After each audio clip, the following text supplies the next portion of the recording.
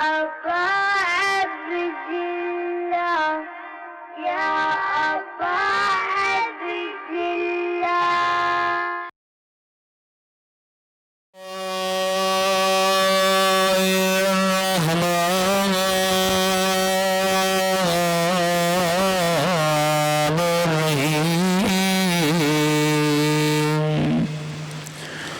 الحمد لله رب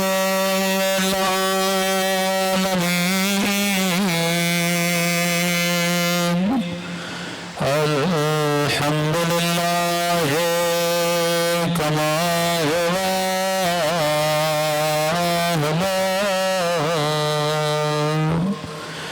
الصلاة والسلام على سيد المرسلين وخاتم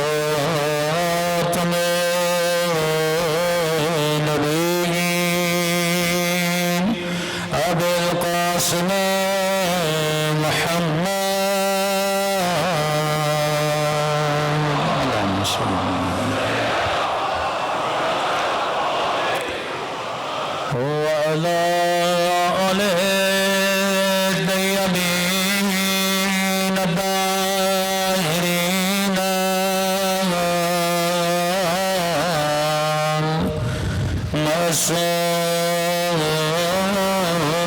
المعصومين سنبھل کے مولا کے ظہور کی دعا اللہم کل ولیک حجت ابن الحسن صلواتک علیہ وعلی آبائه في هذه الساعة وفي كل وليا وافدا وقائدا وذليلا الوانا حتى تسكنه أرضك وتمتعه فيها طويلا برحمتك يا أرحم الراحمين صلوات پر محمد وعلى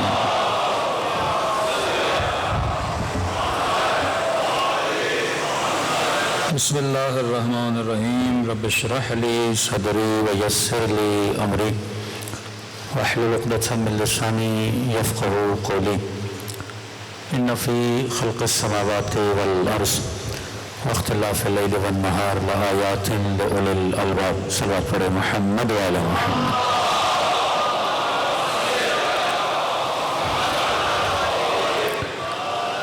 دعا ہے پروردگار عالم ہم سب کی عبادتوں کو اپنی بارگاہ میں قبول فرمائے اور جس مقصد زندگی کی خاطر ان فرش عزا پہ تشریف لاتے ہیں خدا ان مقصد میں بھی ہم سب کو کامیابی نصیب فرما دیں مسلسل آپ کی خدمت میں عرض کر رہے ہیں کہ ہر انسان فطرتاً صاحب عقل ہے ہم کائنات میں آئے ایک ہدف لے کر ایک مقصد لے کر کہ یہاں سے ہدایت پا کر واپس چلے جائیں اب ہوتا کیا ہے کہ کوئی انسان جنتی بنتا ہے کوئی جہنمی بنتا ہے ایسا کیا ہوتا ہے بڑے بڑے نمازی بڑے بڑے عابد اچانک جہنم میں گر جاتے ہیں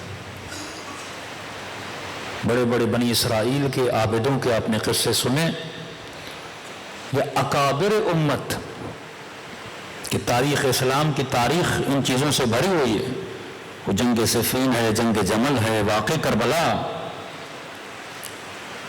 کہ صحابیوں کے بیٹے ابن سعد کون ہیں، شمر کون ہیں، یزید کون ہیں، کہ انسان گرتا کیوں ہے؟ معصوم فرماتے ہیں جب یہ عقل کا سہارا چھوڑ دیتا ہے۔ یہ غلط تصورات جو ہمارے ذہنوں میں بیٹھے ہوئے ہیں کہ فلاں صاحب عالم ہے۔ عالم آپ کسے بولتے ہیں؟ جس کے پاس علم ہو، اور جس کے پاس علم نہیں ہم بولتے ہیں یہ جاہل ہے۔ اہل بیت فرماتے ہیں جہالت علم کے مقابلے میں نہیں، میں نے عرض کیا تھا جہالت عقل کے مقابلے میں۔ قاضی شرح سے بڑا کوئی قاضی ہوگا، قاضی القضات، فیصلے کرنے والا، لیکن کیونکہ اس نے اپنی عقل سے استفادہ نہ کیا، اس کے علم نے بھی اس کو فائدہ نہیں دیا۔ دنیا کو تباہ کس نے کیا ہے؟ جن کو آپ جاہل بولتے ہو اپنی لینگویج میں نا، ان پڑھ، لیکن دنیا کو ان پڑھوں نے تو تباہ نہیں کیا نا۔ دنیا کو ان جاہلوں نے تباہ کیا جن کے پاس سب سے زیادہ علم تھا۔ ایٹم بم کو جاہل تو نہیں بنا سکتا نا، عالم ہی بنائے گا۔ یہ پسٹل، یہ گولی، یہ ٹینکیں، یہ مشینری کون بنائے گا؟ جس نے ایٹم بم کا بٹن دبایا تھا وہ کوئی ان پڑھ بندہ تو نہیں تھا، علم حاصل کیا تھا لیکن عقل نہیں تھی۔ تو بغیر عقل کے بھی، بغیر عقل کے علم بھی انسان کو کوئی فائدہ نہیں دیتا۔ اب ہمارے یہاں بولا جاتا ہے انجینئرنگ کا علم، سائنس کا علم، لکڑی بنا کر دروازے بنانے کا علم۔ اہل بیت علیہ الصلوۃ والسلام اسے علم نہیں مانتے، فرماتے ہیں یہ ٹولز ہیں زندگی گزارنے کے۔ آپ 4 سال 5 سال 6 سال 8 سال انجینئرنگ کی ڈگری حاصل کرو گے، انجینئر کی ڈگری حاصل کرنے سے انسان کوئی نہیں بنتا۔ فزکس میں یا کسی بھی فیلڈ میں آپ نے ڈگری حاصل کر لی، اس کے ساتھ انسان نہیں بنتے۔ پولیس میں آپ نے ترقی کر لی، ایک گریڈ لینے کے لیے بندہ کتنی محنت کرتا ہے کہ میں 17 گریڈ کا ہوں، کوئی ڈگری لے لوں، کوئی بڑی ڈگری لے لوں تاکہ میرا گریڈ 18 کا ہو جائے، 19 کا ہو جائے۔ اتنی محنت اگر انسان ہونے کے لیے کرے، اتنی محنت انسان اگر اپنے وجود پہ کرے کہ پروردگار عالم 17 18 قسمیں کھا کر بات کر رہا ہے، خدایا تجھے قسم کھانے کی کیا ضرورت ہے؟ قسم میں کھاؤں، قسم یہ مجمع کھائے جس کی بات پہ کوئی اعتبار نہیں کرتا۔ ہم قسم کب کھاتے ہیں؟ جب بندے اعتبار نہیں کرتے۔ بھئی اللہ کی قسم میں سچ بول رہا ہوں، پھر بھی نہیں مانتا۔ مولا کی قسم میں سچ بول رہا ہوں، پھر بھی کوئی نہیں مانتا۔ خدا کو قسم کھانے کی کیا ضرورت ہے؟ الیاذ باللہ، خدا نے کبھی غلط بات کی ہے کیا؟ وَالشَّمْسِ وَضُحَاهَا وَالْقَمَرِ إِذَا تَلَاهَا وَالنَّهَارِ إِذَا جَلَّاهَا وَاللَّيْلِ إِذَا يَغْشَاهَا وَالسَّمَاءِ وَمَا بَنَاهَا وَالْأَرْضِ وَمَا طَحَاهَا۔ 17 18 قسمیں کھانے کے بعد کہتا ہے قَدْ أَفْلَحَ مَنْ زَكَّاهَا وَقَدْ خَابَ مَنْ دَسَّاهَا۔ پھر مثال دیتا ہے كَذَّبَتْ ثَمُودُ بِطَغْوَاهَا وَإِذِ انبَعَثَ أَشْقَاهَا فَقَالَ لَهُمْ رَسُولُ اللَّهِ نَاقَةَ اللَّهِ سُقْيَاهَا۔ قتل کیا نا جب تزکیہ نفس نہیں تھا، اللہ کی اور صالح کی ناقے کا قتل کیا۔ کربلا میں تزکیہ نہیں تھا، قتل حسین کر دیا۔ تزکیہ نہیں تھا، مالک اشتر کا قتل کر دیا۔ تزکیہ نہیں تھا، محمد ابن ابی بکر کو مارا، جلا دیا، راکھ بنا کے اڑا دیا گیا۔ تزکیہ نہ ہو تو انسان قاتل بنتا ہے۔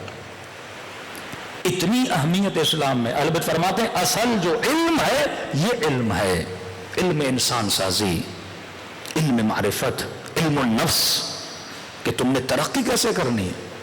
وہاں ترازو میں نہ تیرا مال رکھا جائے گا، نہ تیری دولت رکھی جائے گی، نہ تیرا گھر رکھا جائے گا، نہ تیری اولاد رکھی جائے گی۔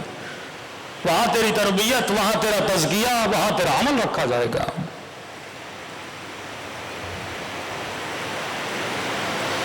آپ کے سینٹ میں کیا ان پڑھ لوگ جاتے ہیں؟ سینیٹرز، پڑھے لکھے پروفیسرز، ڈاکٹرز، اور جاتے کیا ہیں 20-20 کروڑ دے کے، رشوتیں دے کے۔ یہ MP ہے، یہ MN ہے، ان کے بچے آکسفورڈ میں. بچہ کہاں پڑھا؟ آکسفورڈ میں. اور دنیا کا سب سے بڑا چور بن کے پاکستان میں اترتے ہیں لوگ، سب سے بڑے بدماش بن کے یہاں گھومتے ہیں، کیونکہ تزکیہ نہیں ہے. یہ وہ راستہ تھا جو کربلا آپ کو دکھانا چاہتی تھی، یہ وہ روش تھی. کہیں اور میرا موضوع طرز زندگی امام حسین ہے. ہم نے کہا اہل بیت انبیاء کی زندگی کے 3 حصے ہیں. پہلا حصہ ان کے معجزات ہیں، ان کی کرامات ہیں، ان کا علم ہے، ان کی عصمت ہے، جو مقامات خدا نے ان کو دیے. بھائی اس سے میرا کوئی لینا دینا نہیں ہے، کیونکہ میں نہ امام بن سکتا ہوں نہ معصوم بن سکتا ہوں. دوسرا ان کی زندگی کے وہ حالات ہیں، کیسے کپڑے پہنتے تھے، کیسے گھروں میں رہتے تھے، اس سے بھی زیادہ میرا لینا دینا نہیں ہے. تیسری چیز اہل بیت کی زندگی کے ان کے اصول، ان کے فرامین، وہ چیز ہے جس کو میں نے لینا ہے. اب 80% ہمارے ممبر پہ ان 2 چیزوں کی گفتگو ہوتی ہے، تھرڈ کی گفتگو نہیں ہوتی، جس کا میری زندگی سے لینا دینا ہے. مولا علی ولی تھے، مولا علی امام تھے، مولا علی معصوم تھے. میں نہ معصوم بن سکتا ہوں نہ امام بن سکتا ہوں. وہ ان کے ذاتی فضائل ہے جو ان کے ہیں. میرے لیے اگر علی ابن ابی طالب کی چیز، میرے لیے اگر کوئی پریکٹیکلی کام کی چیز ہے، وہ علی کی شجاعت ہے، وہ علی کی صداقت ہے، وہ علی کا قول ہے، وہ علی کا ایثار ہے، وہ علی کی یتیم پروری ہے، وہ علی کی سخاوت ہے، وہ علی کا انفاق ہے، وہ علی کی نمازیں ہیں، وہ علی کے روزے ہیں، وہ علی کی دعائیں ہیں. یہ میرے لیے پریکٹیکل ہے. اب ہم پریکٹیکل کو چھوڑ دیتے ہیں اور ان چیزوں کو پکڑتے ہیں جیسے میرا کوئی لینا دینا ہی نہیں. یہ بھی ایک تھوڑی سائیکولوجیکلی گیم ہے. کس اعتبار سے؟ اب 2-3 طرح کے لوگ ہوتے ہیں جو مجلس سننے آتے ہیں. پہلے لوگ کچھ لینے آتے ہیں، کچھ سیکھنے آتے ہیں، اپنی زندگی کو تھوڑا سدھارنے آتے ہیں. دوسرے رسمی لوگ 10 دن محرم کے ہیں، کچھ نہ کچھ ہم نے سننا ہے. ظاہر بندہ شیعہ ہو، اہل بیت کا ماننے والا ہو، پڑوسی بھی پوچھے گا نا کہیں گئے تھے مجلس سننے؟ شرم آتی ہے آدمی کو. ہمیں گیا تھا، میں مجلس سننے گیا تھا. دوسرا. تیسرا طبقہ فاسق طبقہ ہے، وہ بھی ہے ہمارے اندر. فاسق سنی میں بھی ہے، فاسق شیعہ کے اندر بھی ہے. شیعہ بمعنی عموم، بمعنی خاص نہیں بول رہا. کئی ایسے لوگ ہیں کہتے ہیں ہم شیعہ ہیں، سیاستدان ہیں مثلا. کئی ایسے لوگ ہیں کہتے ہیں ہم شیعہ ہیں، لبرل ہیں. مطلب زیارت پہ جائے گا، ہاتھ کھول کے نماز پڑھے گا، جب مر جائے گا تو شیعہ مولوی نماز پڑھائے گا. دین یہاں تک ہے. پیدا ہوگا کان میں اذان آئے گی علی ولی اللہ کی، مرے گا تو مولوی آ کے جنازہ پڑھا. اب جنازے سے پتا چلے گا یہ سنی ہے یا شیعہ ہے، مینٹلی یا لبرل ہے یا سیکولر ہے یا فاسق ہے. مطلب اتنا دیندار نہیں ہے، شراب بھی پیتا ہے، لیاذ باللہ زنا بھی کرتا ہے، عمل نہیں ہے. اب اس نے بھی تو مجلس سننی ہے نا.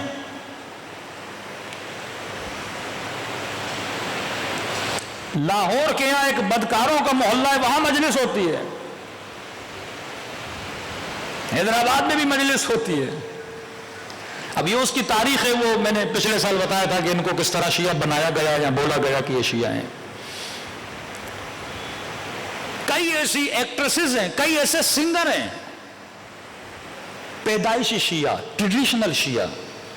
پورا سال نہیں پتہ لگتا یہ شیعہ ہے. محرم آتا ہے پھر وہی بات، مجلس میں گئے، ہاں بھائی کالے کپڑے پہننے جانا تو ہے. اب اسے کیسی مجلس چاہیے؟ خدا نخواستہ اعوذ باللہ وہ ہماری مجلس میں آ گیا تو یہاں تو شروع نماز کی بات ہوگی، روزے کی بات ہوگی، شراب کے خلاف بات ہوگی، حجاب کی بات ہوگی. اس کو تو یہ لگے گا مولوی تو بول ہی مجھے رہا ہے، یہ ساری مجلس ہے ہی میرے لیے. تو وہ قطعاً، کیونکہ انسان کو ٹوک انسان کو اچھا نہیں لگتی. اب ایک خاتون حجاب کرتی نہیں ہے، 4 اور خواتین کو ساتھ لے کر آئے گے، مولوی پوری مجلس حجاب پہ پڑھ لے، وہ چاروں اس کو دیکھیں گی نا، دیکھ تیرے لیے پڑھ رہا ہے، دوپٹہ ہے نہیں تیرے سر پہ. ہاں خدا نہ خواستہ کسی سیاستدان کو آپ نے لا کے اسٹیج پہ بٹھا دیا اور میں نے پوری مجلس لوٹا کریسی اور شراب پہ پڑھ دی. وہ کہے گا اچھا پھنس گئے مولوی کی مجلس میں آ کے، اس نے تو ساری ہمارے اوپر پڑھ دی ہے. لیکن ان لوگوں کو اس مجلس میں لے جاؤ جس مجلس میں صرف وہ پہلا اینگل اہل بیت کا بیان کیا جائے. علی شجاع تھے، مولا علی معصوم ہیں، مولا علی امام ہیں، مولا علی رسول کے خلیفہ بلا فصل ہے. اب اس سے اس کا لینا دینا نہیں ہے، کیونکہ علی کو وہ بھی مانتا ہے وہ بھی خوش ہوگا کہ میرے مولا کی تعریف ہو رہی ہے. مولا تو سب کا ہے نا، ایک اینگل میں ہم سب شریک ہیں. متقی کا بھی علی امام ہے، ہلکی پھلکی نماز پڑھنے والا کے بھی علی امام ہے، جو بالکل نماز پڑھتا ہی نہیں بے عمل ہے وہ بھی تو علی کو امام تو مانتا ہے نا. اب اس میں کیونکہ یہ شریک ہے اس کو اچھا لگتا ہے کہ تب وہاں جائیں گے جہاں ہمیں نہ ٹوکا جائے، بس علی کی بات کی جائے. مولا علی جب خلیفہ بنے منبر پر آئے، پہلی تقریر جو علی ابن ابی طالب نے کی، اب ظاہر ہے علی خلافت پہ طلحہ، زبیر، اکابر امت، 28 سال کی پچھلی خلافتیں گزری، سارے لوگ بیٹھے ہوئے علی کے سامنے. ہاں بھائی علی اب تقریر کریں گے.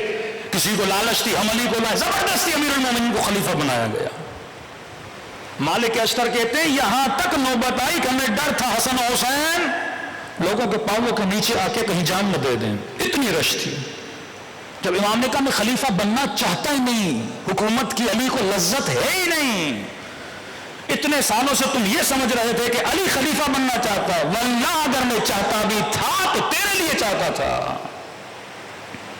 کہ علی اب آؤ، خلیفہ خوشی ہو گئی. دوسرے خلیفے کو مار دیا گیا، تیسرے خلیفے کے گھر کے اندر گھس کے قتل کر دیا گیا. علی تم آؤ معاملات کو سنبھالو. کہ میں خلیفہ نہیں بنوں گا. کہ علی اب خلیفہ نہیں بنو گے، جس طرح پچھلوں کو قتل کیا یہ تجھے بھی قتل کر دیں گے. بالجبر خلیفہ بنایا گیا. کہ دیکھو میری شرائط ہیں، خلیفہ بنوں گا، حکومت ایسے کروں گا جیسے نبی کیا کرتے تھے، کسی اور کی سنت پہ نہیں چلوں گا، نبی کی سنت پہ چلوں گا. یہ ایک تاریخی بحث ہے. پھر جب کچھ چیزوں سے منع کیا تو آوازیں بلند ہوئیں، واہ سنتا، علی نے شیخین کی سنت کو عمل نہیں کر رہے. لیکن جو تقریر کی علی ابن ابی طالب نے نا، فرمایا پچھلی حکومتوں نے جس نے جتنا بیت المال سے فائدہ اٹھایا ہے اور ناجائز فائدہ اٹھایا ہے، علی وہ سارا مال تمہارے حلقوم سے باہر نکالیں گے. یہ سنا تو سب کے اندام میں لرزہ طاری ہو گیا. پرائیویٹ روم میں امیر المومنین کے پاس، علی آپ نے بڑی سخت تقریر کی ہے. پہلے علی اچھا لگتا تھا، علی شجاع، علی عالم، علی زاہد، علی متقی ہیں، یہ لقب پڑھتے ہیں نا، ہم دھڑا دھڑ پڑھتے ہیں. اور جب اپنی بات آتی ہے تو زاہد ہے کہ نہیں، یہ نہیں پوچھو، تو متقی یہ نہیں پوچھو، علی کے زہد کا پڑھوں گا. کہ علی دیکھیے تقریر بڑی سخت کی، لوگ تو آپ کو چھوڑ دیں گے.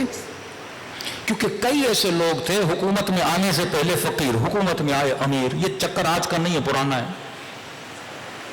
ایک پوری کتاب ہے کہ جتنے لوگ دنیا سے گئے ان کے اموال کتنے تھے.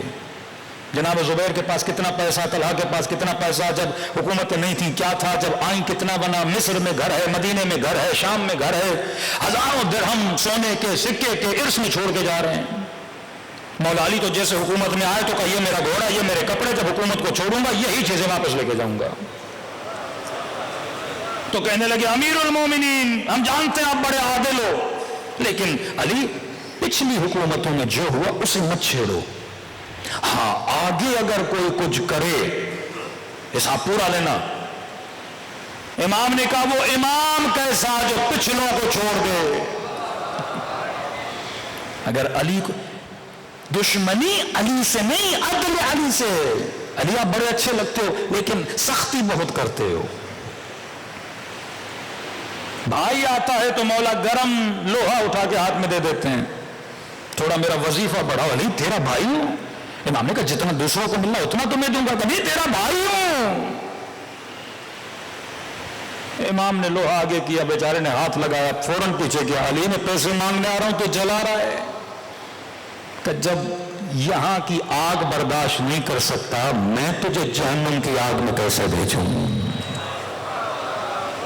علی تیرا محسن ہے، علی تیری آخرت چاہتا ہے. تو بندے کے اندر عقل ہو تو اسے پتا ہے میں نے اہل بیت علیہ الصلوۃ والسلام سے کیا لینا ہے جو میری زندگی کے کام کا ہو. یہ جتنے ہنر، اس کو ہنر بولیں آپ، سائنس ہنر ہے، انجینئرنگ ہنر ہے، ڈاکٹری ہنر ہے، آپ ہنر سیکھتے ہیں. اب اس ہنر سے اگر بندگان خدا کی خدمت کریں تو کیا ہے؟ عبادت ہے. کیونکہ خود خدمت تزکیہ نفس ہے. ہر بندہ خدمت نہیں کرتا. ڈاکٹر بن گیا مال کے لیے تو یہ ڈگری اس کے منہ پہ ماری جائے گی قیامت کے دن. ڈاکٹر بنا رزق حلال کمانے کے لیے، کل کوئی غریب آ گیا اس کے پاس پیسے نہیں، آپریشن کے علاج کے، مدارا کرے اس بندے کے ساتھ. میں نے علم سیکھا تھا کہ خادم ملت بنوں، میں نے علم سیکھا تھا کہ لوگوں کی خدمت کروں، غریبوں کی مدد کروں، ساتھ میں انسان کمائے بھی، اس میں کوئی عیب نہیں ہے. تو اصل جو علم ہے وہ علم تزکیہ نفس ہے، جسے امام جعفر صادق علیہ الصلوۃ والسلام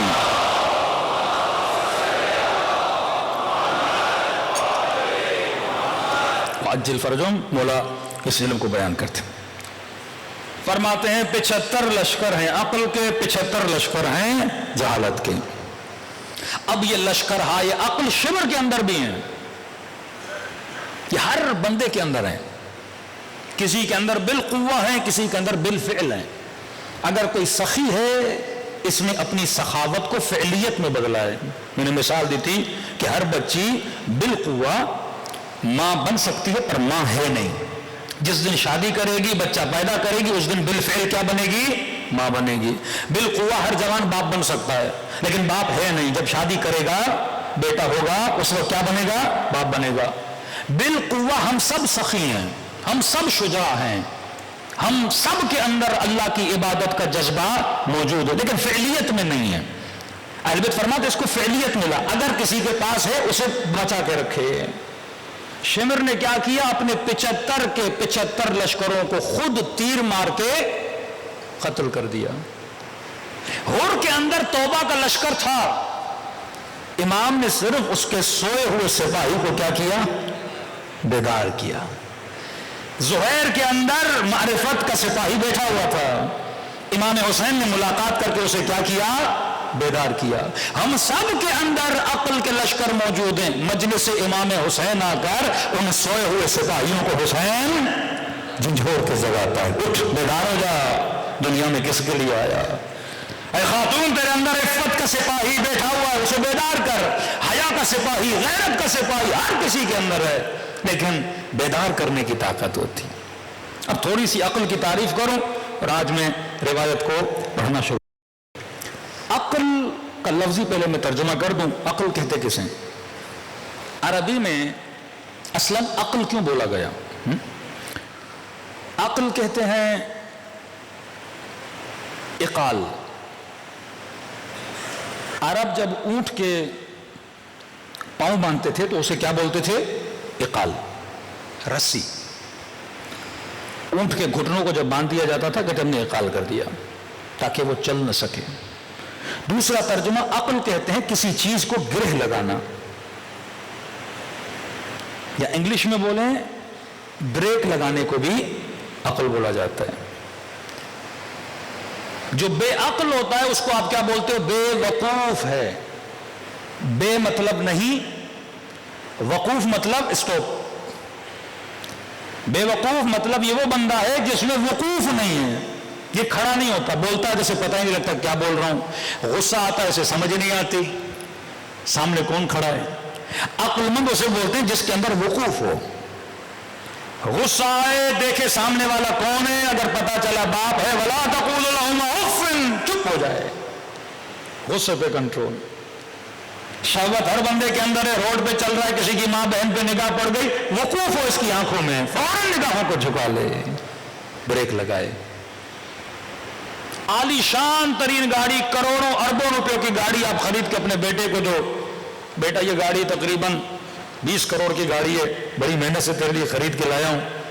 ہاں میں نے بیٹے کے لیے اتنی مہنگی گاڑی خریدی ہے لیکن بولے بیٹا اس میں بریک نہیں ہے. ہے کسی کام کی وہ گاڑی؟ हाईवे पे उतरेगा और गाड़ी भी गई और बेटा भी गया, हसरत दुनिया वल आखिरत। बेअक्ल बंदा बगैर गाड़ी की तरह है। अब बोलते हैं कि हैवान के अंदर अक्ल नहीं है, शहवत है, गुस्सा है, तसव्वुर है, अक्ल नहीं है। हैवान में ब्रेक नहीं है। ब्रेक आप कैसे लगाते हो? मुंह में रस्सी डाल के। अब खुदा हमें रस्सियां तो नहीं डालेगा ना कि ना महरम आ जाए और एक बंदे के हाथ में रस्सी और गर्दन खुदा इधर खींचे, इधर देख। गधे तो नहीं हो ना, इंसान हो। कहते हैं ऑटोमेटिक रस्सी दी है मैंने तुझे दिमाग में, ऑटोमेटिक। आर्टिफिशियल इंटेलिजेंस तो जानते हो ना, ये आर्टिफिशियल इंटेलिजेंस है। अक्ल आर्टिफिशियल इंटेलिजेंस है। ये चीजों को ऑटोमेटिक डिटेक्ट करता है, मैसेज देता है तुझे रुक जा। अब जो न रुका, खुदा कहता उलाइक कल अनाम, ये हैवान है। क्योंकि गधे के गर्दन से भी रस्सी निकालो, अब उसे पता नहीं, जहां दिल करेगा वो चलता जाएगा।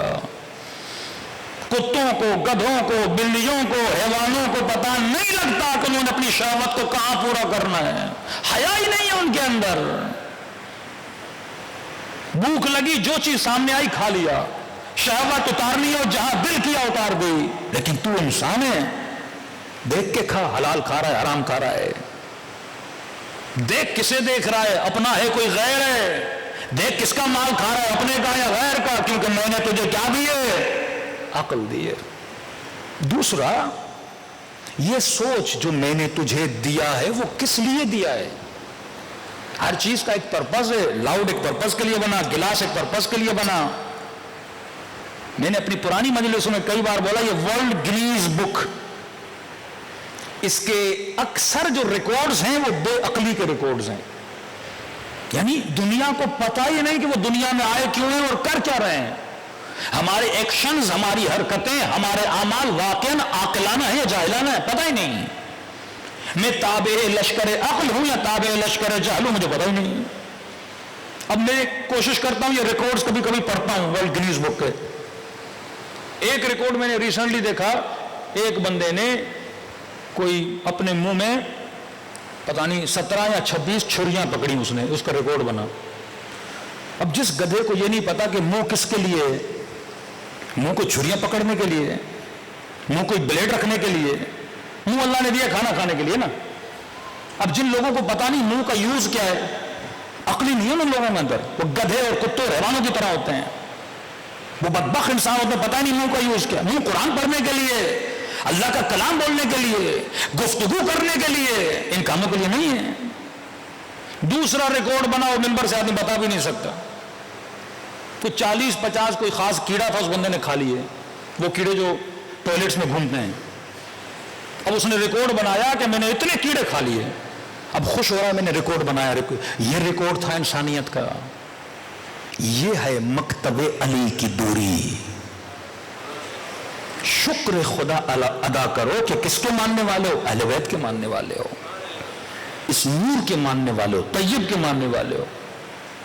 एक बंदे ने रिकॉर्ड बनाया, कोई 16 मीटर उसने लंबा केक बनाया है, या कोई सैंडविच बनाया इतना बड़ा। भाई क्या करोगे इतने लंबे सैंडविच का, क्या करोगे इतने लंबे के। हाँ, कभी कभी हम कोई काम करते हैं मीडिया के अंदर, लोगों की तवज्जो को किसी की तरफ मुतवज्जे करने के लिए। मसलन 15 शाबान है, इमाम ज़माना की विलादत है, मोमिन ने केक बनाया है। मिसाल दे रहा हूं, कराची में किसी ने केक बनाया, मसलन तो 10 मीटर का केक बनाया, भाई इमाम की विलादतें बना रहा है। अब एक बंदा टीवी पे देखेगा, अच्छा 10 मीटर का केक बनाया, पाकिस्तान में रिकॉर्ड तोड़ दिया, किसके लिए बनाया? 15 शाबान। अब उसके ज़हन में सवाल पैदा होगा, 15 शाबान क्या है? जहन को इंतकाल देने के लिए अगर तुम कोई काम कर रहे हो, वो आकिलाना है। वाकई 15 शाबान क्या है? फिर वो जुस्तजू करेगा, अच्छा इमाम कौन है? इमाम ज़माना हजरत महदी। कौन है हजरत महदी? आएगा। कई लोग शियों पे एतराज करते हैं कि आपकी हरकतें आकिलाना नहीं है। उन हरकतों का अक्सर पहलू ये होता है कि जब तू सोचता है, तुझे ताज्जुब होता है, फिर तुम्हारा जहन हुसैन की तरफ जाता है, मुतवज्जे होता है। बस मातम कर रहा है, मार रहा है खुद को। भाई क्यों मार रहा है? परेशान हो जाते हैं, क्या हुआ इनको, मार क्यों रहे हैं? फिर कहते हैं हुसैन हुसैन बोल रहे हैं। कौन हुसैन? क्या हुआ था हुसैन के साथ? یہ ہمیں پاگل بول رہے تھے اور ہم ان کے بچوں کو حسین حسین سنا کے حسینی بناتے گئے. ہاں؟ یہی کڑیاں تھی. میں بعض مجلسوں میں کہتا ہوں آگ کا ماتم کرتے تھے مومنین یا جیسے زنجیر کا ماتم. پھر بعض مراجع نے فتویٰ دیا کہ بھائی اب اس کو بند کر دو, کیونکہ بعض اوقات بعض چیزیں اس زمانے میں لوگوں کو امام حسین کی طرف متوجہ کر رہی تھی. ہم کرتے تھے, یاد ہم چھوٹے تھے, ہمارے گاؤں میں آگ کا ماتم ہوتا تھا, پورا گاؤں جمع ہوتا تھا. اب اس عمل کو دیکھا جائے, ایک عمل غیر عاقلانہ عمل ہے کہ انگارے جلائے ہوئے ہیں, لوگ دوڑ رہے ہیں, کوئی نماز پڑھ رہا ہے, بھائی مسجد میں جا کے نماز پڑھو, آپ کو کیوں پڑھ رہے ہو؟ یہ تو سمجھ نہیں آتی کیسا عمل ہے. لیکن اس عمل کے ذریعے ہم لوگوں کے ذہن کو امام حسین کی طرف لے جا رہے ہیں. اب اس کو عاقلانہ اینگل دیا ہم نے. لوگ ان چیزوں کو, پہلے بزرگ اگر یہ کام کرواتے تھے سوچتے تھے, پلاننگ بناتے تھے. ایسے بولیں گے امام حسین کی مجلس سے کون آتا, پہلے سے مفتی نے بول دیا حرام ہے, نہیں جانا, شیعہ جو بھی بولے نہیں کرنا. لیکن ہم نے ایک ایسا اینگل اپنایا, آگ پر نماز پڑھی جائے گی. اب پورا گاؤں پریشان ہو جاتا تھا, بھئی آگ میں جائیں گے یہ لوگ, یہ کیسی مخلوق آ گئی. نہیں, سارا گاؤں جمع ہو جاتا تھا. جمع ہو کے دیکھ رہے ہیں لوگ آگ پہ دوڑ رہے ہیں. پھر پوچھتے تھے آگ کیوں جلائیے, پھر ہم بولتے تھے کربلا میں حسین کے خیموں کو جلایا گیا. ذہن کو انتقال دیا. زنجیر کا ماتم, اس کی بھی یہی ایک کڑی تھی. ویسے کوئی آتا نہیں تھا. اب انہوں نے کہا کہ بھئی کچھ لوگ ہیں جو چھریاں اٹھا کے خود کو مار رہے ہیں. ایک یونیک چیز ہے نا, کون مارتا ہے خود کو چھری, کون اپنا خون نکالتا ہے. اور اکثر عاشورہ کے جلوس میں انٹیریئر سندھ آپ جائیں گے, ویسے مجلس میں جاؤ گے 2000-2500 لوگ. شامی غریبہ کی جو مجلس ہوتی ہے جس میں زنجیر زنی ہوتی ہے, کم از کم 50,000-40,000 لوگ آتے. پورا شہر سمجھتا ہے یہ پتہ نہیں گویا سارے شیعہ کھڑے آ رہے. شیعہ ہوتے نہیں ہیں, شیعہ کم ہوتے ہیں, تماشائی زیادہ ہوتے ہیں. یہ ایک میڈیا اور مارکیٹنگ کی ٹیکنیک تھی کہ ہم لوگوں کو اہل بیت علیہ الصلوۃ والسلام کے قریب لے آئیں. خود امام رضا جب محرم کا چاند نظر آتا تھا بازار میں آتے تھے, امامہ اتارتے تھے, خاک سر پہ ڈالتے تھے, گریبان کو چاک کرتے تھے. سارے لوگ پریشان ہو جاتے تھے, مولا بیٹا مر گیا, کیا ہوا گھر پہ, کوئی کسی کا انتقال ہو گیا. توجہ جلب کرتے تھے, پھر کہتے تھے کربلا میں میرے جد کو مارا گیا. کہتے تھے فرزند رسول ایسے رو رہے ہو جیسے آج کوئی مرا ہو, سالوں گزر گئے, ایسے کیوں رو رہے ہو. کہ جان بوجھ کے, کیونکہ اگر ہم غدیر کو مناتے اس طرح تو تم غدیر نہ بھولتے. اب ہم کربلا تم چاہو بھی تو ہم تجھے حسین بھولنے نہیں دیں گے. ہاں, مقصد مجلس سمجھو ان ٹیکنیکس کو جو اہل بیت نے بتائی ہیں. بعض بے وقوف کہتے ہیں یہ بدعت شیعہ یہ کیوں کرتے, بھائی ہم یہ نہ کرتے تو شیعت بڑھتی ہی نہیں. چھوٹی سی چھوٹی کمپنی ہے, وہ اپنی پبلسٹی کے لیے کیا کچھ نہیں کرتی, بل بورڈز لگا دیتی ہے, بڑے ایکٹر سے آ کے اپنی پبلسٹی کرتی ہے.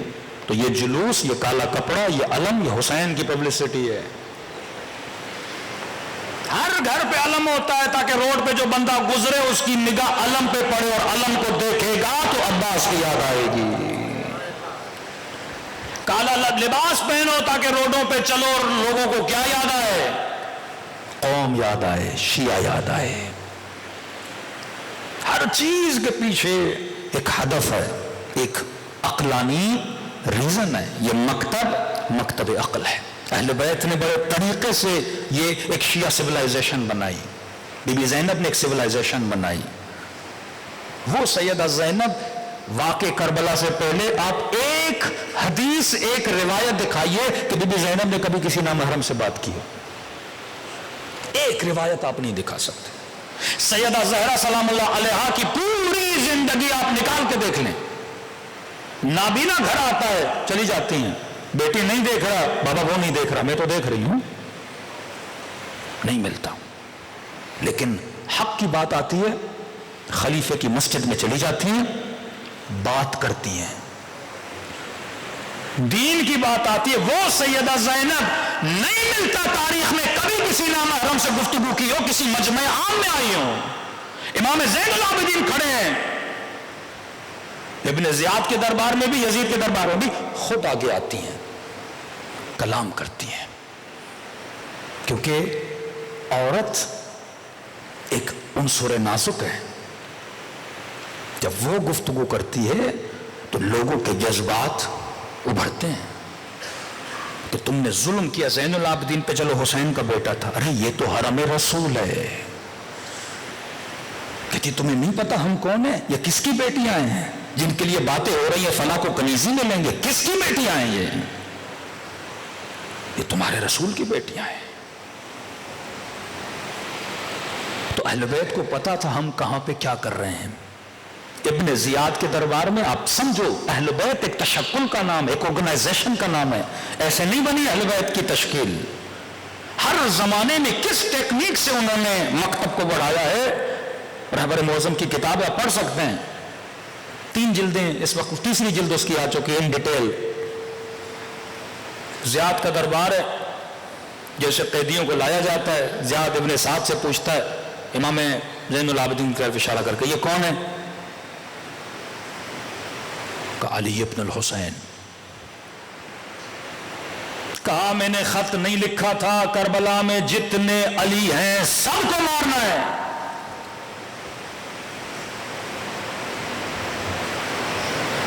اہل بیت نے کس طرح علوی کلچر کو بڑھایا، دیکھیے ٹیکنیکس.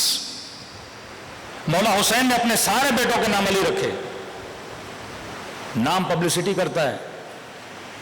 ابن ابو الحدید کہتا ہے وہ زمانہ کے 70,000 مسجدوں میں ہر واجب نماز کے بعد مولا علی کو برا بھلا بولا جاتا تھا.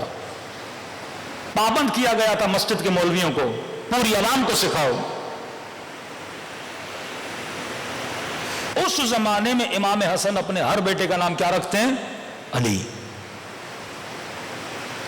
اہل بیت میڈیا کو سمجھتے تھے، تبلیغات کو سمجھتے تھے، مارکیٹنگ کو سمجھتے تھے. کس طرح فرہنگ، کلچر، اس طرح تو رونما نہیں ہوتا نا.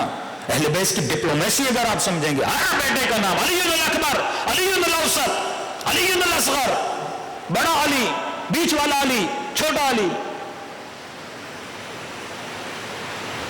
آج 2 بھائی ہوتے ہیں، ایک بھائی نے بیٹے کا نام حسن رکھا ہے، دوسرا بھائی بولتا میں کیوں رکھوں؟ یہ نام نہیں رکھنا، فلاں پپھو ہے، پپھو کی بیٹی کا نام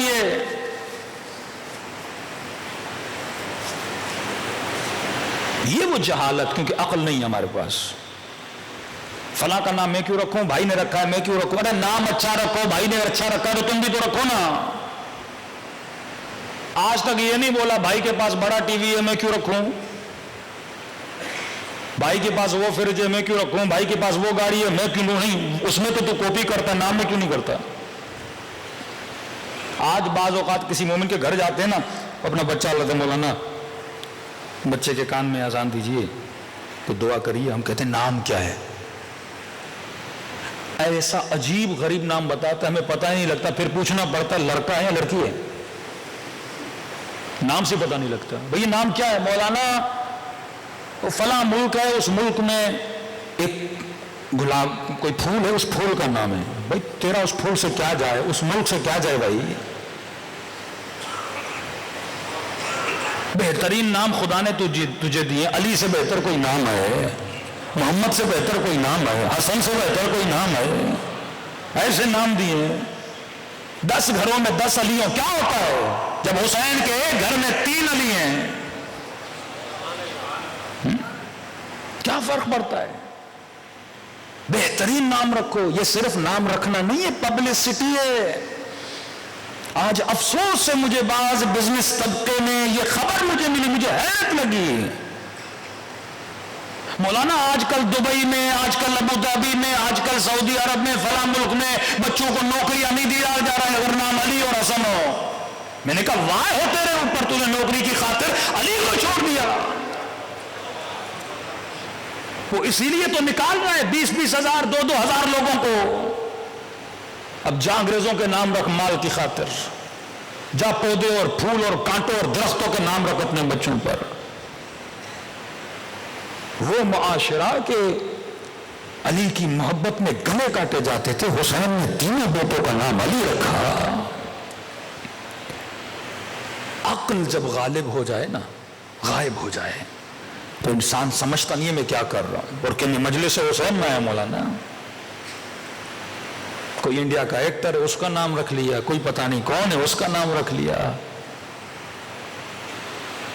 باپ کا سب سے پہلا فرض یہ ہے کہ اپنی اولاد کا نام اچھا رکھے، اور اہل بیت سے اچھا کوئی ہو ہی نہیں سکتا. صلوات پڑھے محمد و آل محمد.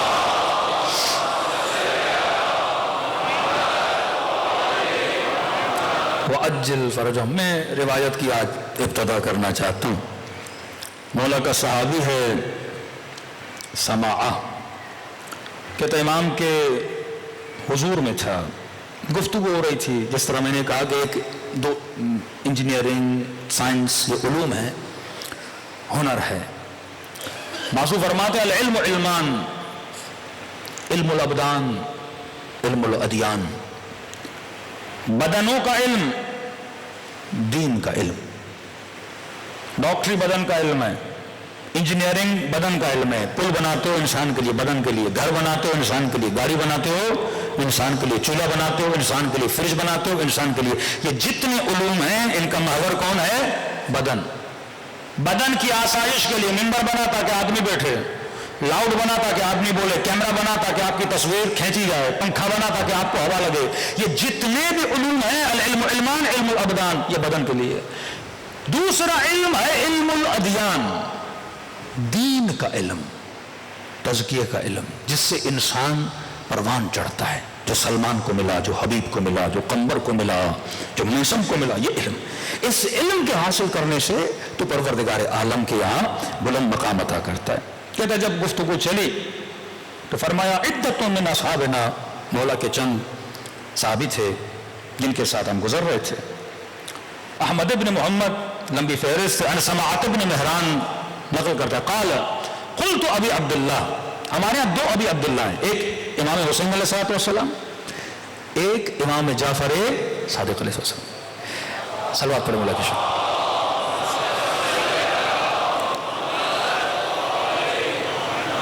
امام حسین نے مکتب کی بنیاد رکھی، ابا عبداللہ بندگی کی بنیاد رکھی.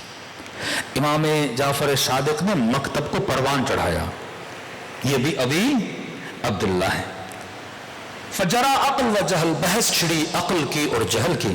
فقال ابا عبداللہ اعرف العقل و جندہ، اے سماعہ پہچان عقل کو اور عقل کے لشکر کو. وجہل و جندہ، اور جہل کو بھی پہچان اور اس کے لشکر کو پہچان. اور اس کے پہچانو گے تو تہتدو، تجھے ہدایت. جب معصوم کہہ رہا ہے نا تجھے ہدایت ملے گی، تو یہ ہمارے لیے بہت امپورٹنس ہونی چاہیے کہ میں کائنات میں کیوں آیا؟ ہدایت لینے کے لیے. اور معصوم کہہ رہے ہیں ان چیزوں کو پہچاننے سے تجھے کیا ملے گی؟ ہدایت ملے گی. مطلب اگر ان کو نہیں پہچانو گا نا ہدایت سے دور ہو جائے. فقال سماع جعلت فداک لا نعرف الا ما عرفتنا. یہ ایک شیعہ کی نشانی ہے. فرمایا مولا میری جان آپ پہ قربان، لا نعرف الا ما عرفتنا. امام کے سامنے بندہ خاموش رہے.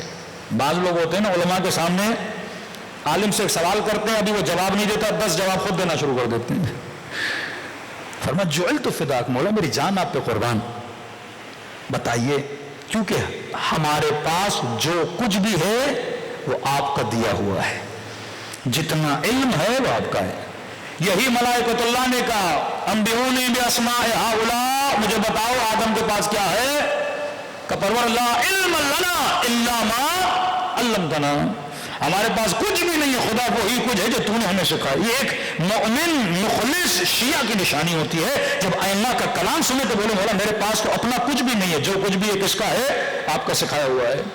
فقال ابا عبداللہ ان اللہ خلق العقل، امام نے فرمایا خدا نے عقل کو خلق کیا. وهو اول خلقہ، اور وہ خدا کی سب سے پہلی مخلوق تھی، سب سے پہلے. رسول خدا فرماتے ہیں اول ما خلق اللہ عقلی، خدا نے سب سے پہلے کس کو بنایا؟ عقل کل. رسول خدا عقل کل، پھر رسول کے عقل سے علی کو بنایا، پھر علی کے عقل سے یہ سارے ائمہ بنے. وہ عالم ارواح کی بحث ہے. فرمایا اول ما خلق اللہ العقل، خدا نے سب سے پہلے عقل کو خلق کیا. وہ اول خلقہ، وہ خدا کی سب سے پہلی مخلوق ہے. من الروحانیین، یعنی عقل روح ہے، مخلوق اس کا جو مزاج ہے وہ روحانی مزاج ہے. ان یمین العرش، اللہ نے عرش کے سیدھے طرف سے عقل کو خلق کیا. پھر فرمایا فقال له ادبر. دبر عربی میں کہتے ہیں پیٹھ کو.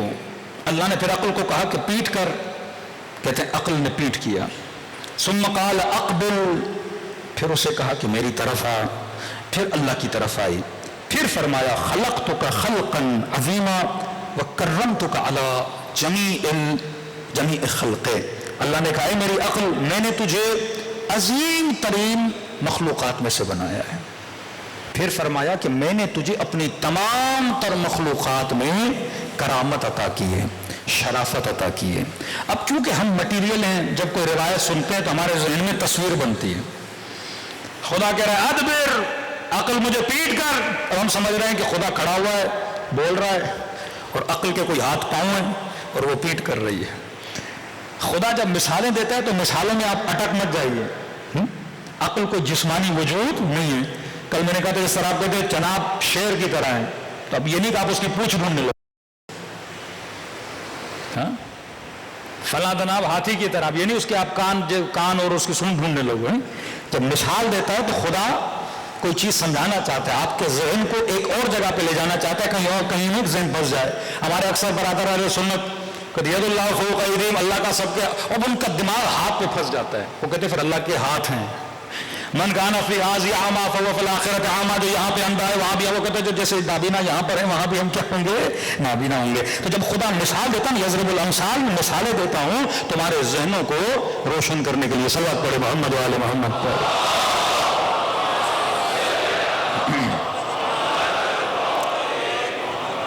فرمایا عقل خلق کر دی اور بتایا کہ میں نے عظیم ترین مخلوق اور کرامت والی مخلوق بنائی ہے، تجھے بنائی ہے. پھر فرمایا ثم خلق الجہل، پھر خدا نے جہل کو خلق کیا. اب 5 منٹ کے لیے ذہنوں کو روکے. یہ کون بتا رہا ہے؟ چھٹے امام.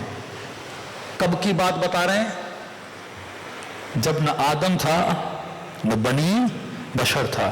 تو تب کی بات وہی بتا سکتا ہے نا جس نے دیکھی ہو یا اس زمانے میں موجود ہو. یہ علم اہل بیت کے علاوہ آپ کو کوئی اور دے نہیں سکتا.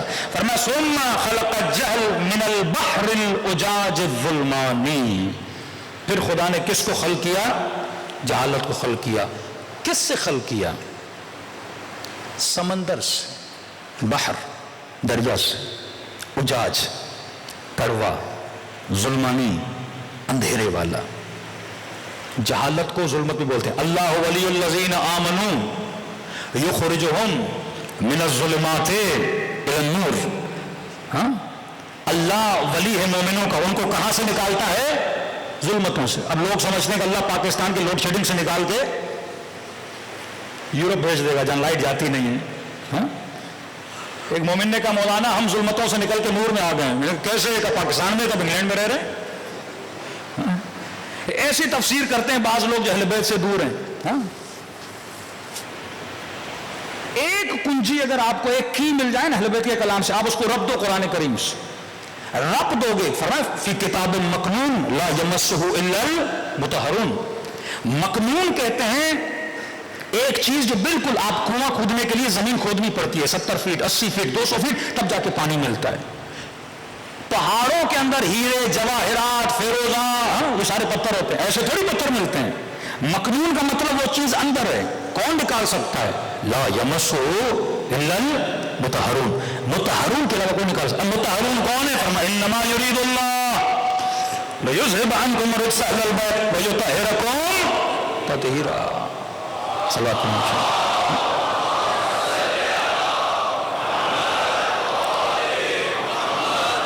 بھائی اس سے واضح پروردگار عالم کیا بتائے کہ هل يستوي الذين يعلمون والذين لا يعلمون.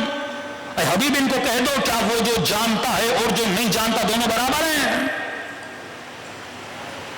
یہ کیسے علی اور دوسرے کو بھائی بھائی بنا دیتے ہیں؟ کیسے ممکن ہے؟ ایک صاحب علم ہے، صاحب ولا ہے، باب مدینۃ العلم ہے. یہ ظلم ہے امیر المومنین علی بن طالب کے ساتھ.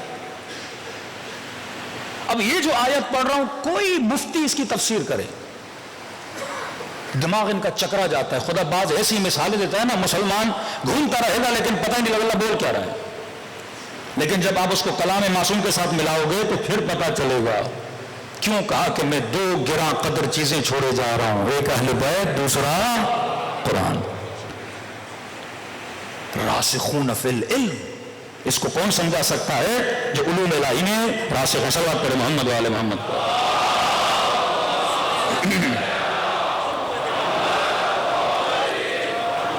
اب کہا کہ عقل کو خلق کیا, اور عقل کیا ہے؟ من نور ہی, اللہ نے اپنے نور سے عقل کو بنایا. جہالت کے لیے کیا بولا کہ جہل کیا ہے؟ ایک سمندر ہے کڑوا اور ظلمتوں سے بھرا ہوا ہے. اب آتے ہیں قرآن میں سورہ نور, کیونکہ بات نور کی, عقل نور ہے. اب خدا اس کی تشریح یہاں پہ دیتا ہے, پھر اس کو معصوم کے کلام سے رد کریں گے. سورہ نور ہے, آیت ہے اس کی 25. اب سورہ نور کی آپ آیتیں پڑھو گے, جتنا ذکر اہل بیت کا سورہ نور میں نہیں سمجھتا اتنا واضح پروردگار عالم نے کسی اور صورت میں بتایا. اب آگے اللہ نور السماوات والارض, اللہ زمین اور آسمانوں کا نور ہے. اچھا خدا تیرا نور کس طرح ہے؟ فرمایا مثل نور ہی کا مشکات. اچھا اب کسی مفتی کے پاس جائیے, بولیے مشکات کیا, پتہ نہیں. اب پہلے میں آیت پڑھتا ہوں پھر اس کی میں تشریح کروں گا. اس کا نور مشکات ہے. اچھا مشکات کیا؟ فیہا مصباح, اس مشکات کے اندر مصباح لالٹین ہے, اس کے اندر کیا ہے؟ مصباح, ایک نور روشنی ہے. المصباح دوسری روشنی ہے. فی زجاجہ, ایک شیشے کے اندر ہے. الزجاجہ کیا کہنا شیشے کا, کأنہا کوکب دری, یہ شیشہ چمکتے ہوئے ستارے کی طرح ہے. یوقد من شجرۃ مبارکہ, اور یہ شیشہ جلتا ہے ایک مبارک درخت سے. اور درخت کون سا ہے؟ زیتونیہ, اولیو کا درخت ہے. لا شرقیہ ولا غربیہ, نہ شرقی ہے نہ غربی ہے. یکاد زیتها یضیء, اس کا جو تیل ہے اور اس پہ جو تیل سے روشنی جل رہی ہے. ولو لم تمسسہ النار, یہ مت سمجھنا کہ درخت جل جائے گا, اسے آگ کبھی مس نہیں کر سکتی. نور علی نور, نور کے اوپر نور ہے. یہد اللہ لنور, من یشاء, خدا جسے چاہتا ہے اپنے نور سے ہدایت دیتا ہے. یضرب اللہ امثال, خدا مثالیں دیتا ہے لوگوں کو. واللہ بکل شیء علیم, خدا شیء علیم ہے. کچھ سمجھ آیا؟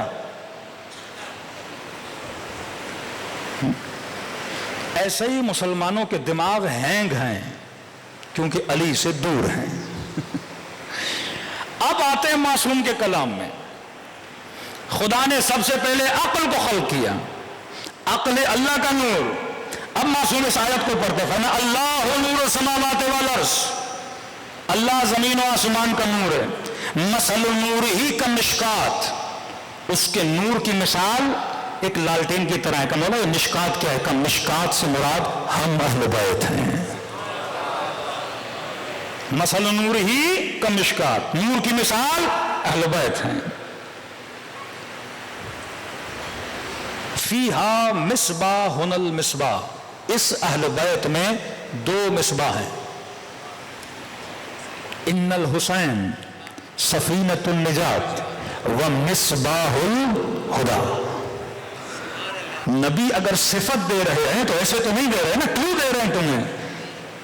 کہا دو مصباح ہیں, مطلب حسن اور حسین. اب یہ مصباح کہاں پر ہیں؟ فیہا مصباح, مصباح المصباح فی زجاجۃ, یہ مصباح ایک شیشے کے اندر ہیں.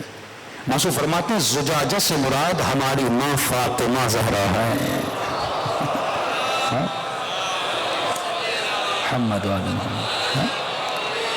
یہ دو مصباح کس کے اندر ہیں؟ آج تھوڑا میں زیادہ وقت ہوا کیونکہ شروع کیا, ختم کرنا ہے, تفصیل میں کل جاؤں گا, لیکن اگر چھوڑ دیا تو بحث کا مزہ ختم ہو جائے گا. فرمائیے ایک زجاجہ کے اندر ہے. زجاجہ کون ہے؟ جناب سیدہ فاطمہ زہرا. پھر خدا کہتا ہے فی زجاجتن, ایک زجاجہ کے اندر ہے. الزجاجہ, کیا کہنا اس بی بی کا. الف لام تعریف, خود تعریف کر رہا ہے, خود خدا مزہ لے رہا ہے بات کرتے ہوئے. یہ ایک شیشے کے اندر ہے فاطمہ زہرا, یہ دو مصباح اس بی بی کے شکل سے پیدا ہوں گے. الزجاجہ, خدا خود تعریف کر رہا ہے. الزجاجہ, کیا کہنا اس بی بی کا. پھر تعریف کرتا ہے کأنہا کوکب دری, یہ بی بی اس طرح ہے جیسے اندھیری راتوں میں چمکتا ہوا ستارہ. ستارے کا پتہ کب لگتا ہے؟ دن میں ستارے نظر نہیں آتے. جب وہ ظلمتیں چھا جاتی ہیں تو ستارہ اپنی روشنی کو عیاں کرتا ہے. کأنہا کوکب دری، اس بی بی کی مثال ایسے ہے جیسے چمکتا ہوا ستارہ.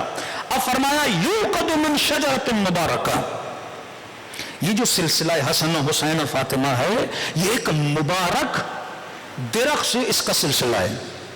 اس مبارک درخت سے اپنی روشنی اپنی انرجی دے رہا ہے. پھر دوسرے آیت میں خدا نے شجر مبارک کسے بولا ہے؟ حضرت ابراہیم کو.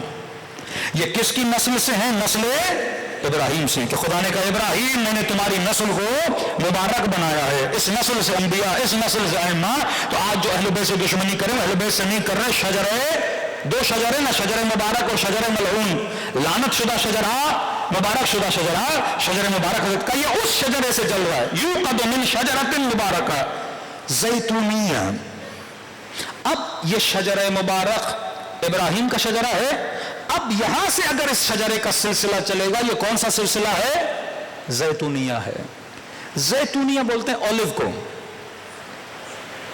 والتین والزیتون وطور سینین وہذا البلد الامین.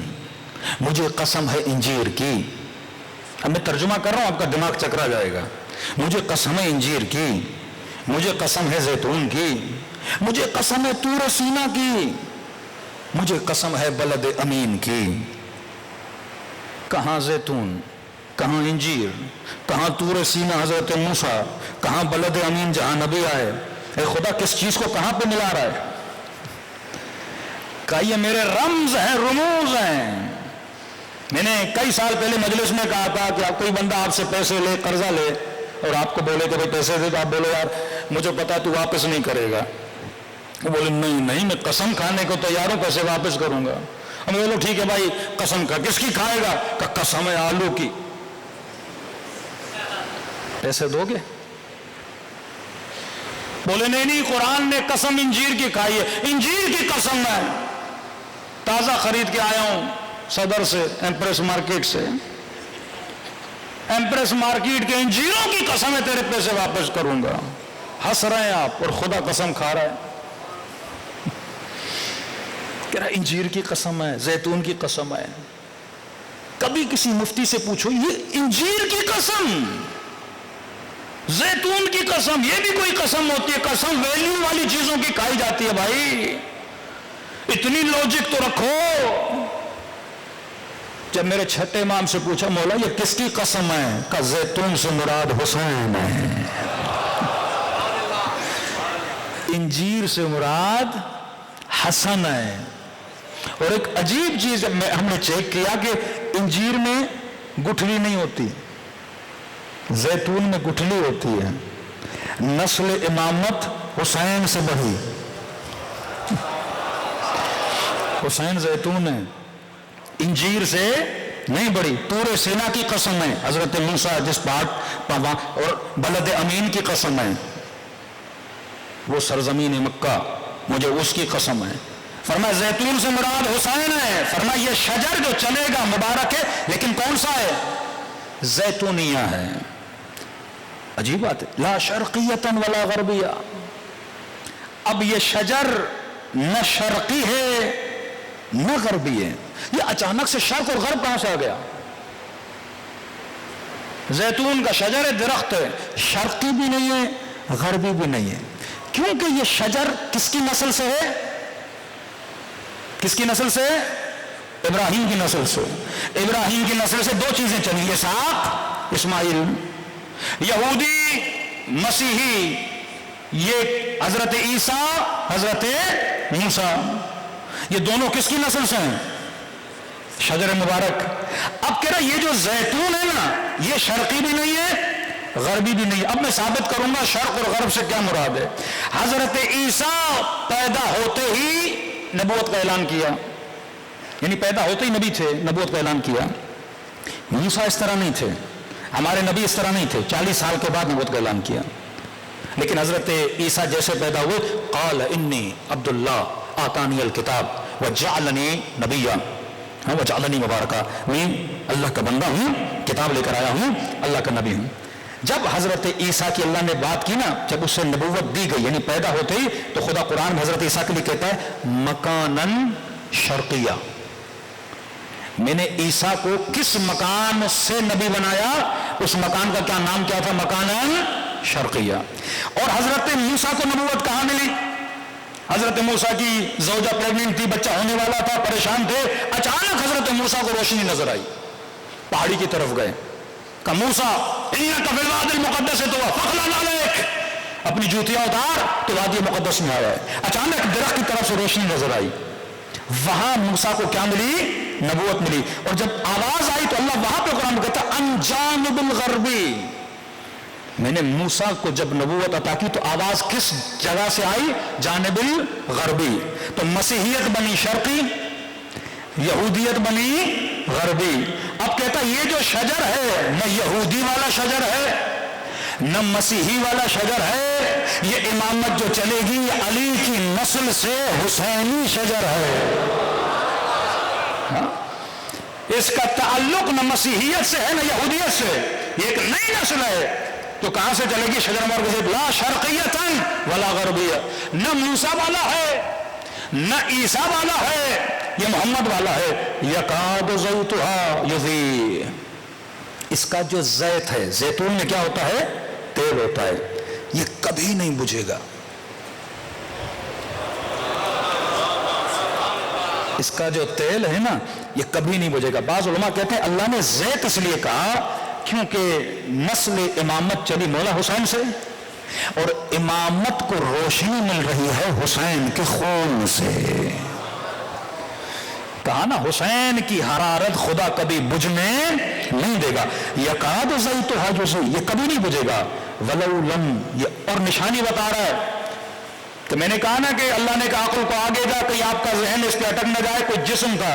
اب خدا فوراً متوجہ کر رہا ہے، کبھی یہ مت سمجھنا میں کسی درخت کی بات کر رہا ہوں، میں کسی پودے کی باتیں کر رہا ہوں۔ کہ وَلَوْ لَمْ تَمْسُسْهُ النَّارُ، یہ مت سمجھنا میں کسی درخت کی بات کر رہا ہوں، اسے آگ کبھی مس نہیں کر سکتی۔ مثال دے رہا ہوں تجھے، درختوں کو آگ جلاتی ہے پر اہل بیت کو آگ کبھی نہیں جلاتی۔ ابراہیم مثال دے رہا، لن تمسسہ النار، یہ وہ ہیں جنہیں آگ مس بھی نہیں کرتی۔ دلیل حضرت ابراہیم کو نمرود کی آگ میں پھینکا گیا، مس تک نہیں کیا۔ تاریخ لکھتے جب ابراہیم آئے نا، جناب ابراہیم کے پاؤں ہاتھ باندھے گئے تھے، منجنیق میں ڈالا گیا تھا۔ کہتے ہیں جب باہر آئے رسیاں تک ابراہیم کی نہیں جلی تھی۔ میرے چھٹے امام کے گھر کو جب آگ لگائی گئی نا، اصحاب کہتے ہیں آگ کے بیچ میں کھڑے ہو کر کہنے لگے تم نے اس کے گھر کو آگ لگائی ہے جو ابراہیم کا بیٹا ہے۔ بعض روایتیں بعض ذاکرین ممبر سے پڑھتے ہیں کہ امام زین العابدین جب شام کے بازار میں گئے تو ایک بندے نے انگارہ پھینکا، مولا کا سر جل گیا۔ یہ روایت ضعیف ہے، معصوم کے بدن کو کبھی آگ جلا نہیں سکتی۔ ہم یہ پڑھتے ہیں بی بی کا پہلو زخمی ہوا، کیل لگ گئی، پسلیاں ٹوٹ گئی۔ آج تک آپ نے کسی ذاکر سے سنا کہ سیدہ کا بدن جلا تھا؟ نہیں۔ لم تمسسہ النار، اہل بیت کے بدن کو کبھی آگ جلا نہیں سکتی۔ فرمایا نور علی نور، ایک نور کے بعد دوسرا نور آئے گا۔ حسین کے بعد علی زین العابدین، علی کے بعد محمد، محمد کے بعد جعفر، جعفر کے بعد موسیٰ، موسیٰ کے بعد علی، علی کے بعد محمد، سلسلہ چلتا رہے گا۔ نور علی نور یہدی لنورہ من یشاء، وہ ہدایت دیتا ہے۔ فرمایا اس یہدی سے مراد امام مہدی ہیں۔ صلی اللہ علیہ وسلم، ہدایت دے گا اپنے نور سے۔ من یشاء، عربی میں دو لفظ ہیں، ایک ہے یرید، ایک ہے یشاء۔ انما یرید اللہ، یرید، ایک ہے یشاء۔ اردو میں ترجمہ ہی کہتے ہیں خدا جسے چاہے ہدایت دیتا ہے۔ یشاء میں فرق ہے، جہاں پہ لفظ یشاء آتا ہے وہاں سے ہدایت دو طرفہ ہوتی ہے، مطلب اللہ ہدایت دینا چاہے، بندہ ہدایت لینا چاہے، تب ہدایت ملتی ہے۔ یہ نہیں کہ خدا جسے چاہے، مطلب بندہ چاہتا نہیں ہے لیکن اللہ زبردستی اسے کیا کرے، ہدایت دے، کہ اللہ ہدایت دے گا، یہدی من یشاء ویضرب الامثال، اللہ مثالیں دیتا للناس لوگوں کو، واللہ بکل شیء علیم، خدا ہر شے پر قادر ہے۔ صلوات پڑھے محمد و آل محمد۔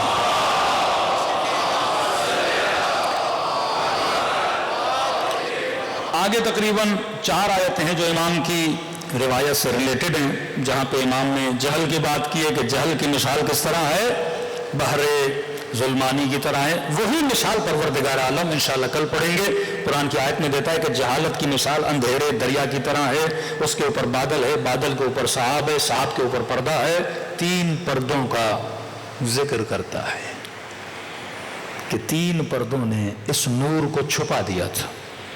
پھر کہتا ہے ان 3 پردوں کے بیچ سے ایک ہاتھ باہر آئے گا، اور جب اس ہاتھ کو دیکھو تو لبیک کہنا، اور یہ ہاتھ کس کا ہے، حجت خدا امام زمانہ کا۔ صلوات پڑھے محمد و آل محمد۔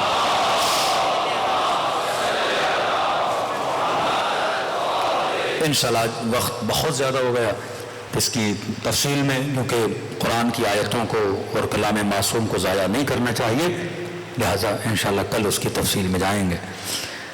تو جب تک میں مثال دے رہا ہوں، اگر آپ کے گھر میں 2 بلب ہوں اور آپ کے جتنے ہمسائے ہیں ان میں سے کسی کے گھر میں بھی بلب نہ ہو، اندھیرا ہو، تو آپ اپنے گھر کو سب سے زیادہ روشن سمجھو گے، بولو گے میرے گھر میں بڑی روشنی ہے۔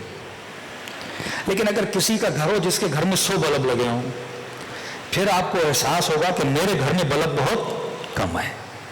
جب اہل بیت کی بات ہوتی ہے نا تو آپ ایک اعلیٰ ترین کردار دیکھتے ہو، ان کو دیکھ کے اپنے نقائص کا احساس ہوتا ہے کہ میں کتنا ادنا ہوں، پھر انسان کوشش کرتا ہے کہ اس نور کی روشنی کو حاصل کرے اور اپنے وجود کو کیا بنائے، نورانی بنائے۔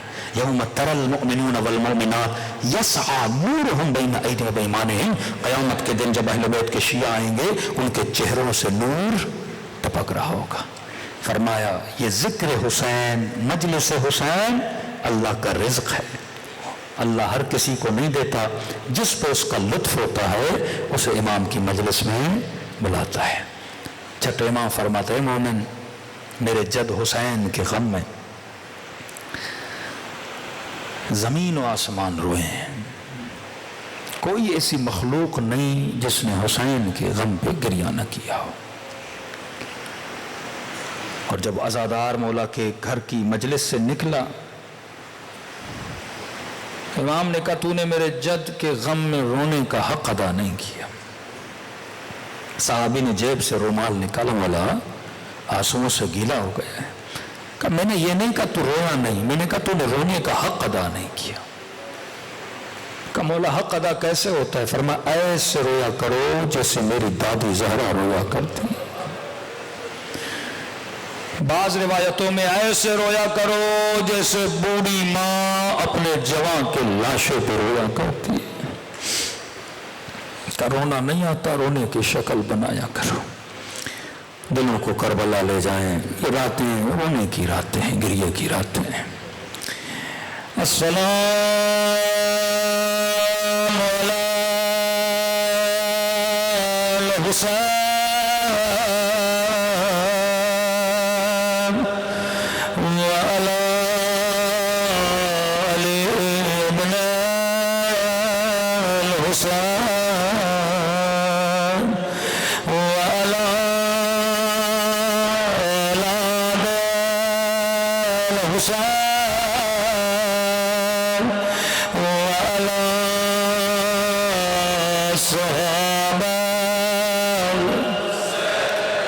سب مل کے السلام علی الحسین وعلی آل ابنہ وعلی اولاد الحسین وعلی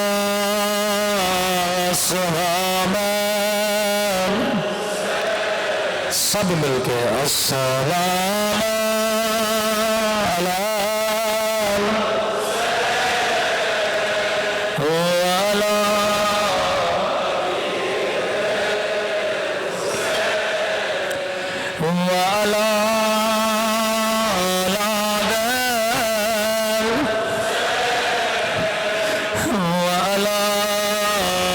الحسین میرا سلام علی اصغر کے ننھے سے گلے پہ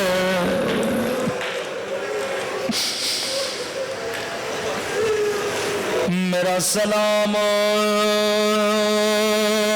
علی اکبر کے چھلنی سینے پہ میرا سلام قاسم کی ٹوٹی ہوئی پسلیوں پہ میرا سلام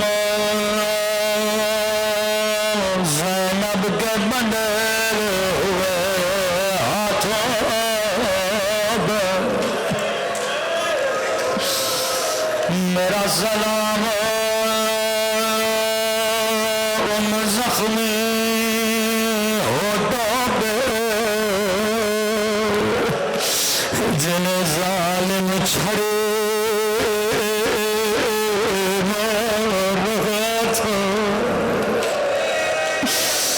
میرا سلام ننھے سے کانوں پہ جن کانوں سے کھینچ کے بالیاں اتارے روتے ہوئے کہتے رہے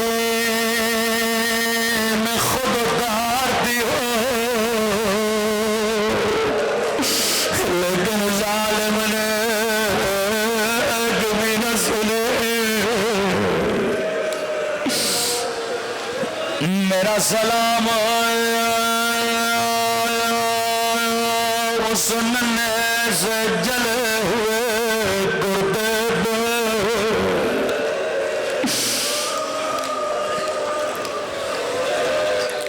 خدا کسی بچے کو ماں سے جدا نہ کرے یہ چھوٹے چھوٹے بچے اپنے ماں باپ سے بڑا پیار کرتے بچہ باپ کی دوری برداشت کر لیتا ہے پر ماں کی دوری بچے سے برداشت نہیں ہوتی سکینہ مظلوم ہے یتیم ہے غریب ہے اسیر سکینہ نے بابا کی دوری دیکھی پر اماں کی دوری نہیں دیکھی آئیے خدا کو آج ان یتیم بچوں کا واسطہ دے جو زندان میں اماں اماں کر کے روتے رہے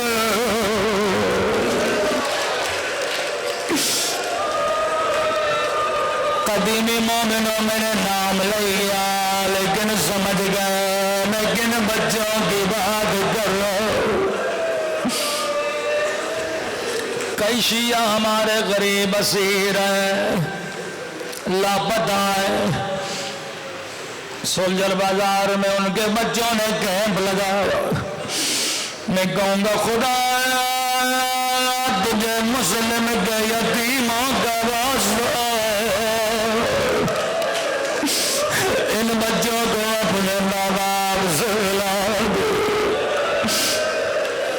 باپ کی دوری پھر بھی برداشت ہو جاتی ہے لیکن ماں کی دوری کوئی بچہ برداشت نہیں کرتا داروغہ زندہ کہتا ہے آدھی رات کا وقت میں نے خواب کے عالم میں دیکھا کیا دیکھتا ہوں ایک کالے مرغے میں بیوی ہے جو زندہ کی دیواروں پہ سر رکھ کے رو رہی ہے کہہ رہی ہے داروغہ زہرا نے تیرا کیا بگاڑا میرے بچے بھوکے میرے بچے پیاسے لیکن تیرے بچے آرام سے سو رہے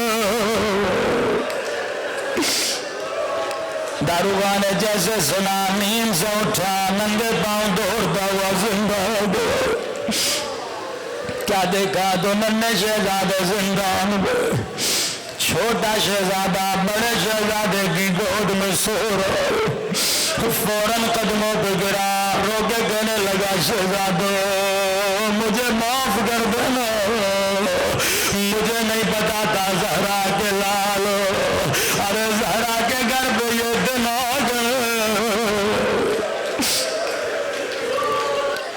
جو کہو میں تیرے لیے کرنے کے لیے تیار ہوں۔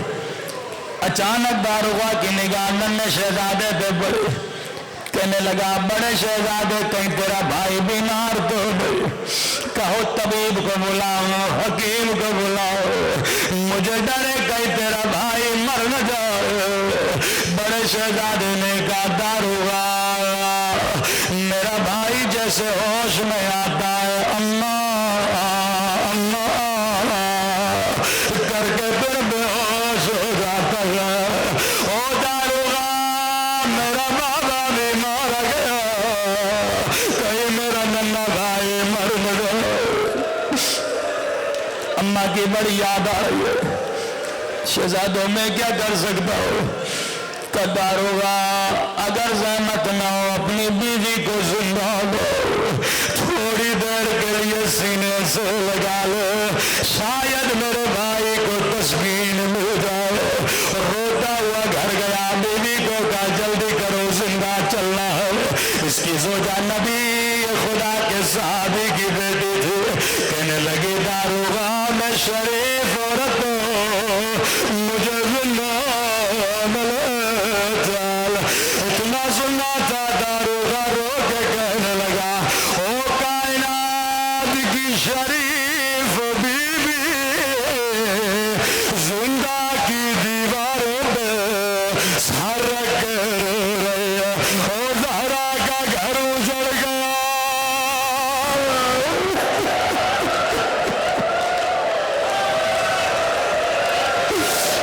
جلدی کرو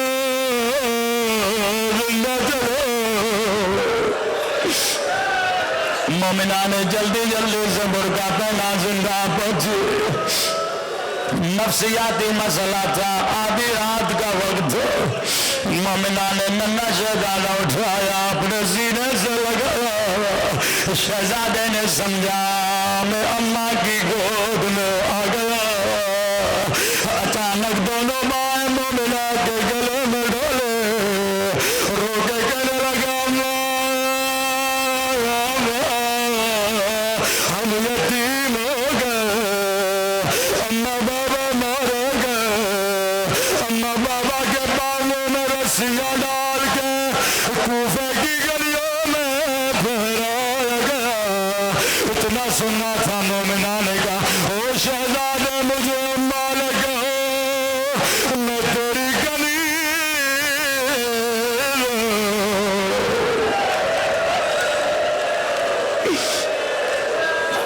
او شہزادو مجھے اماں نے کہو۔ داروغہ نے کہا شہزادو جہاں جانا چاہتے ہو چلے جاؤ۔ اب تصور کر کے بتائیں شہزادے جاتے تو کہاں جاتے؟ اپنے غریب بابا مسلم کی طرح کبھی کس گلی میں کبھی کس گلی میں چل چل کے تھک گئے، ایک دیوار کا سہارا لیا، رو کے کہنے لگے کوئی مامو عباس کو بلائے۔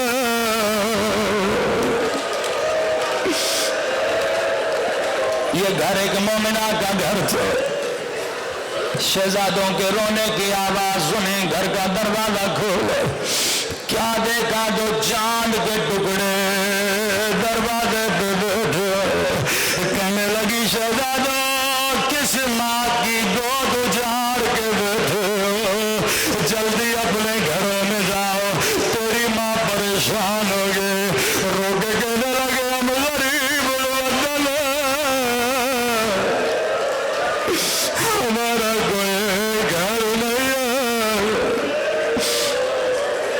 کہنے لگی شہزادو کس کے بچے ہو، کب بتائیں گے، مارو گی تو نہیں، کیونکہ جسے بھی بتایا کسی نے تماچا مارا، کسی نے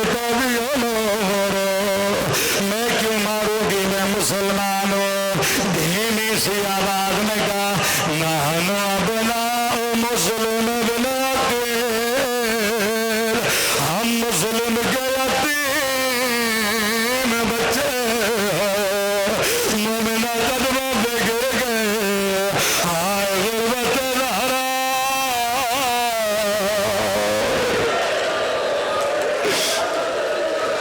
ننھے شہزادوں کو گھر لے گئے، نہلایا دھلایا، اپنے ہاتھوں سے کھانا کھلایا، ایک کمرے میں جا کے شہزادوں کو سلاؤ۔ لیکن عزیزو اس کا شوہر بڑا لئی تھا، صبح سے شام تک شہزادوں کو ڈھونڈ رہا۔ گھر آیا مومنہ نے بڑا سمجھایا لئی کیوں دشمن اہل بیت بنتا ہے۔ آدھی رات کا وقت ہوا، دونوں شہزادوں نے بابا کو خواب میں دیکھا، رو کے کہنے لگے بابا تیرے بعد ظالم نے برے تنا چھوڑے، بابا میں تنا چھوڑ کے چلے گئے۔ شہزادوں بہت جلد میرے پاس آنے والے ہو۔ دونوں نیند سے اٹھے، زارو قطار رونے لگے، رونے کی آواز ملعون سنے، دوڑا دوڑا آیا، کمرے کا دروازہ کھولا، کیا دیکھا دو ننھے سے شہزاد۔ قرآن کا حکم ہے وَأَمَّا الْيَتِيمَ فَلَا تَقْهَرْ، یتیموں کے سروں پہ ہاتھ پھیرا کرو، جیسے کہ کس کے بچے ہو، کہ مسلم کے یتیم بچے ہو۔ روایت کے جملے بڑے صحیح ہیں، نہیں آگے بڑھا، بچوں کو بالوں سے اٹھایا، یتیموں کی چیخیں بولے،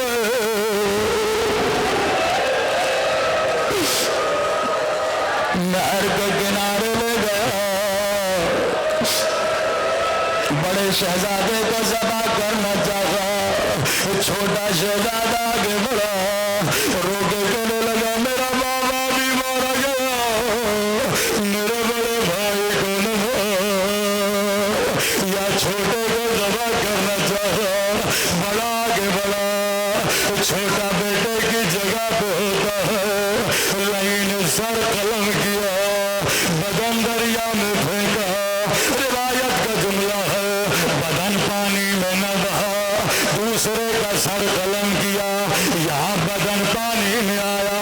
پہلے شہزادے نے باہیں پھیلائی، آجا میرے غریب بھیا، مدینے سے ساتھ چلے تھے، وہ ساتھ یتیم ہوئے ہیں، وہ پانی میں ساتھ بہے گئے۔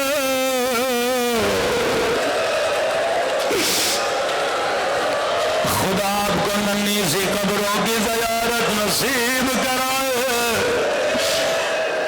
آج بھی یہ قبریں کھیتوں کے درمیان ہے،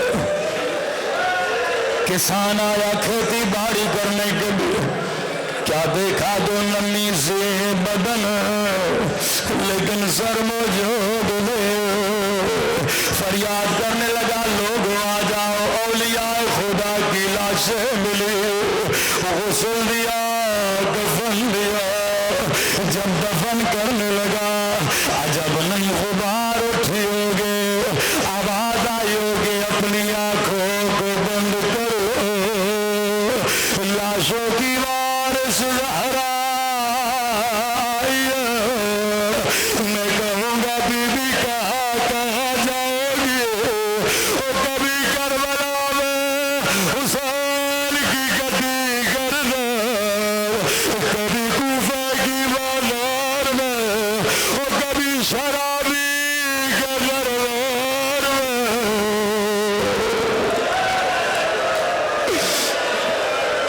او میری مظلومہ مخدومہ بی بی،